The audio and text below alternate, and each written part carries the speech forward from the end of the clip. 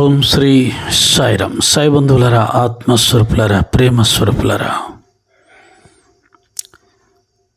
సనాతన ధర్మ ప్రేమికులరా, స్వామి వివేకానంద సనాతన ధర్మం యొక్క గొప్పతనాన్ని ప్రపంచానికి చాటినటువంటి మహానుభావుడు. భారతీయ ఆధ్యాత్మికం ఎలా ఉందంటే స్వామి వివేకానందకి పూర్వము, స్వామి వివేకానంద తర్వాత.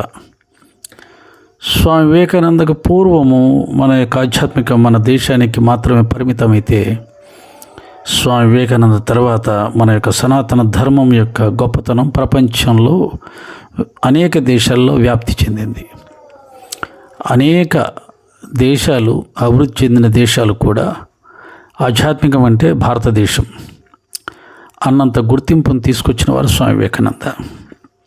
అటువంటి స్వామి వివేకానంద గారి గురించి రోజు కొద్దిగా తెలుసుకునే ప్రయత్నం చేద్దాం. ముఖ్యంగా యువత స్వామి వివేకానందని గురించి తెలుసుకోవడం ఎంతైనా అవసరం. అది వారి జీవితాలని సంపూర్ణంగా మార్చివేస్తుంది, వారి జన్మను చరితార్థం వైపు నడిపిస్తుంది, సమాజానికి వారికి పనికొచ్చేవారిగా వారిని తయారు చేస్తుంది. ఆ శక్తి ఒక స్వామి వివేకానంద మార్గంలోనే లభిస్తుంది అని నేను గట్టిగా నమ్ముతాను. స్వామి వివేకానంద అమెరికా సోదర సోదరీమణులారా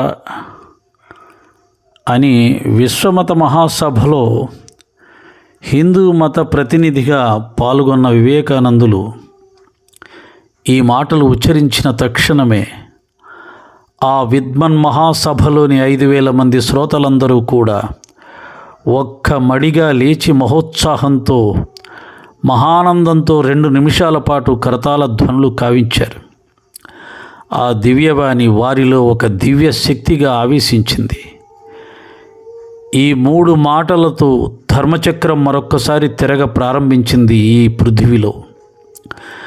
నరేంద్రుడు బోధించును అని ఎంతో కాలం క్రితం పలికిన శ్రీరామకృష్ణ వాణి నిరూపితమై సత్యంగా లోకంలో దర్శనమిచ్చింది. ఈ వాక్కులు విశ్వ చరిత్రలో, విశేషంగా భారతదేశపు చరిత్రలో ఒక నూతన యుగానికి నాంది పలుకులయ్యాయి.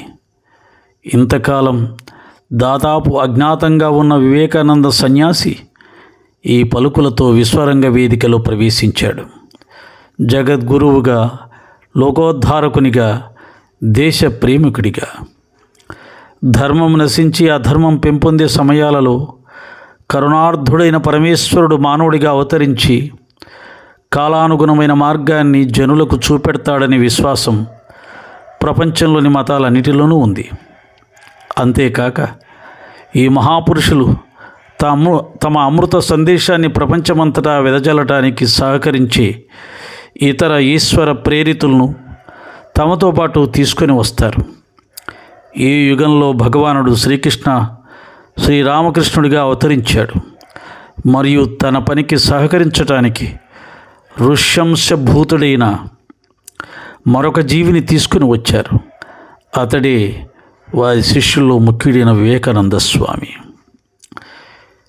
స్వామివారు విశ్వమత సభలో చికాగో నగరంలో ప్రసంగించిన వేదికని నా గురుదేవులైన సాయినాథుల వారి అనుగ్రహ ప్రభావం వలన ఈ భౌతిక నేత్రాలతో దర్శించటం, ఆ వేదిక మీదికి ఎక్కి ఆ వేదికని నా శిరస్సుతో నమస్కరించుకునే భాగ్యం నాకు కలగడం, అది నా గురుదేవులు సాయినాథుల వారు మరియు మొట్టమొదట నా జీవితంలో ప్రవేశించినటువంటి ఆధ్యాత్మికవేత్త గురువు స్వామి వివేకానంద రామకృష్ణ పరమహంసల అనుగ్రహంతో లభించిన గొప్ప వరంగా నేను భావిస్తాను. ఓం శ్రీ సాయిరామ్.